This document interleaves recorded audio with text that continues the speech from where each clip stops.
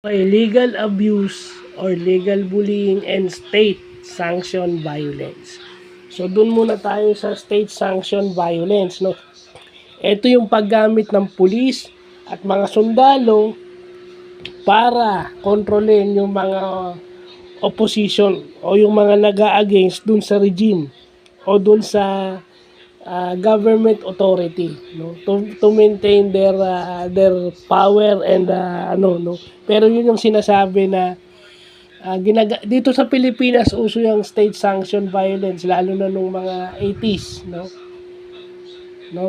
yung kagaya nung tatay nung presidente natin ngayon, yun yung ano sa Philippine history, di ba, yung sinasabi nilang state sanctioned violence, use of the military and police, no.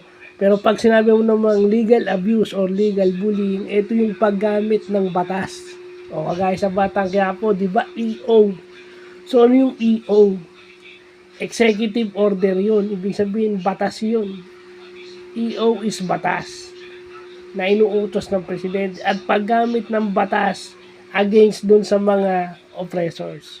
O ang ibang tawag rito is legal abuse, legal bullying, or litigation abuse. Ginagamit mo yung korte at saka yung batas. Parurusahan mo, iimbentuhin mong may kasalanan kahit walang kasalanan. So makukulong yung walang kasalanan. Legal abuse, legal bullying, or litigation abuse pala ang tawag dyan. Diba? So, yan yung nakikita nating moral lesson sa pakikinig natin ng Batang Quiapo. Diba? Ang inaano ko lang sa mga tao, imbis na mag-ano kayo sa Facebook, yung mga importanteng titignan nyo lang sa Facebook at saka sa group chat. At hindi lahat na nakikita nyo online dapat yung paniwalaan. No? Kasi minsan pag hindi na clear ang isip natin, marami na tayong naiisip. Kumbaga, tendency natin maging advanced. No? Kaya nga mahirap kasi iba sa atin madasalin pero laging magulo isip. Dapat pag tayo madasalin at palasimba, dapat kayo ang role model. Kayo ang dapat role model ng pagiging panatag kasi umaasa kayo sa Panginoong Diyos at dinidinig ng Diyos lahat ng panalangin nyo. So dapat kampante kayo.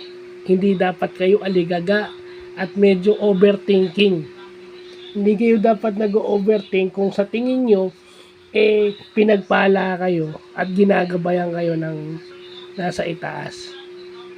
Di ba? Tapos yung iba, lagi sasabihin, asa mo kay God. Pero sila naman yung nag-overthink. So, yun lang pa.